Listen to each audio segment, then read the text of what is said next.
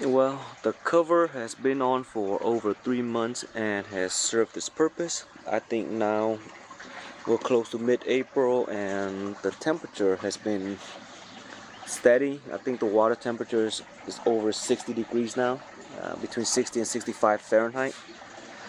So I think I'm ready to take this off and let more sunlight in and just, actually get to see more of the fish. I am still struggling with the recent algae death due to the salt that I put in the water. So I did a lot of water change, but still hasn't gotten rid of all the brownish. That is with potassium permanganate treatment. So I'm gonna take off the cover, let the algae grow back, and put on extra watercress. And the way I did this cover was pretty simple. I just bought something that was like, I think 10 by 12 or so, and I hung it on with these zip ties right here. So I'm not even gonna bother saving the zip tie. It's not worth the time. So I'm just gonna snap it off like so. And this is almost a 2-inch stainless steel pipe, or you can use whatever heavy pipe you have lying around. But the more weight you have on that pipe, the more it can pull down the tarp, which makes it not easier to keep in place when it gets windy. Because as you know, we had some wind here, and it did try to like blow away the tarp, but luckily this thing was heavy enough to keep it down. There we go. So I'm gonna remove a few more of these on this side.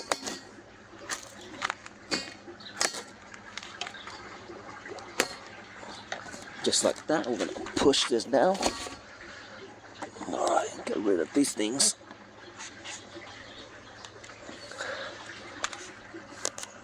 But I'm in Southern California, so honestly the temperature is never that extreme, but the tarp really allow me to extend the feeding all year round. So they grew a lot in the winter compared to other places.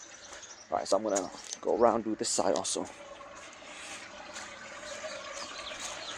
Let me see what I did on this side. Alright, so I probably ran out of zip tie on this side, so I had these strings here, so I'm gonna go ahead and take these off. Alright, got all the strings out. This is also another stainless steel 2-inch pipe, quite heavy actually, so it held it down pretty nice. And now I gotta take off this side right here.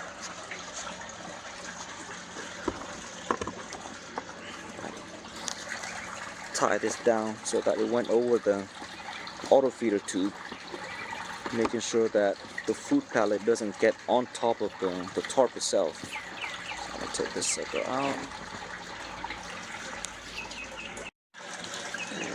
Alright, so that one was down, and then the last piece is right here. See this? This one shouldn't be too bad.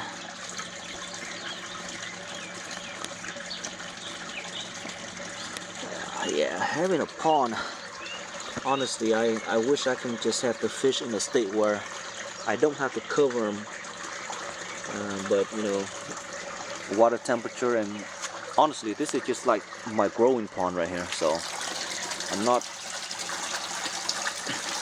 not really viewing it much.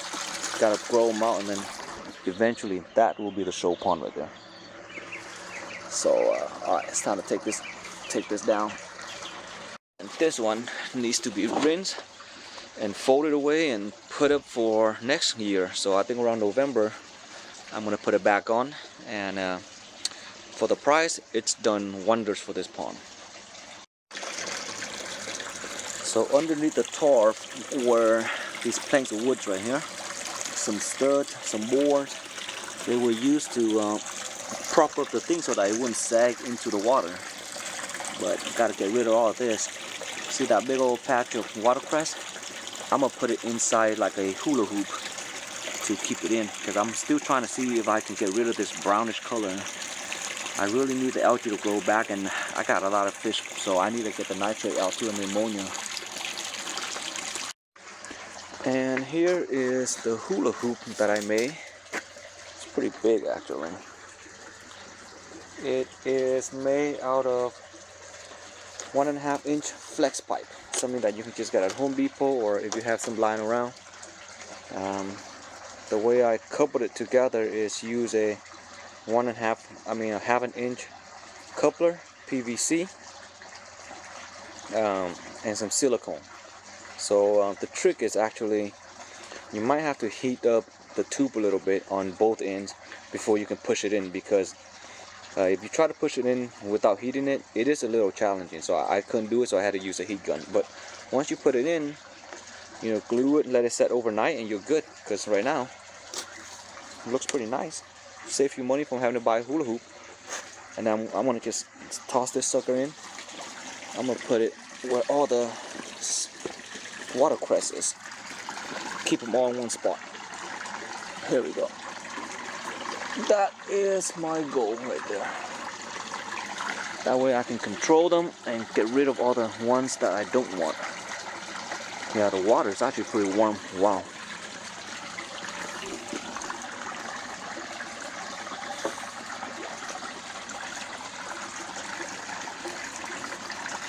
Here we go. I need more watercress. I think it's gonna take a while before they start shooting up. Yeah, it looks really messy right now.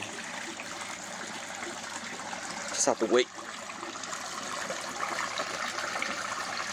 But once they start sprouting up, then it'll look a lot nicer. But look at the root system on this thing. It's already developing roots. There's so much. Oh my God, so many dead leaves though. Thing is, the fish have so much food they don't even bother eating the salad cress. So I made 2 of these rings, and I might get more watercress for the second one, because what I want to do is cover this side too. So here are the 2 giant DIY hula hoop filled with watercress, and these watercress I got from a local koi keeper, and good thing is they have their roots intact, you see, so they should be able to establish themselves rather quickly. If you notice, a lot of the fish seem to enjoy hiding under there. They feel safer, which is a good thing. I do have a herring problem, so this might help.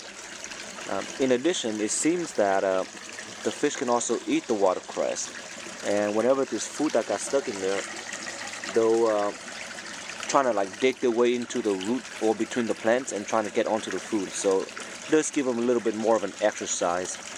It also gives the smaller fish a chance to eat as well, because they're looking around for food, so that, you know, not everything is taken up by the big fish. Now, it might take a couple of weeks before these things starts to get greener. We need more sun, more warmth. For some reason, like we're getting cloudy, like misty kind of a cloudy weather right now. It's really odd. You can see the sky is full of clouds. Like, there's no sunshine. The sun doesn't come until like around 10, 11 in the morning. But luckily, it should only last for another day or 2.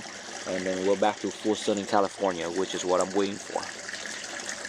So I will keep an update on how this looks and how it works. From the look of things, it's kind of messy. You got roots entangled everywhere.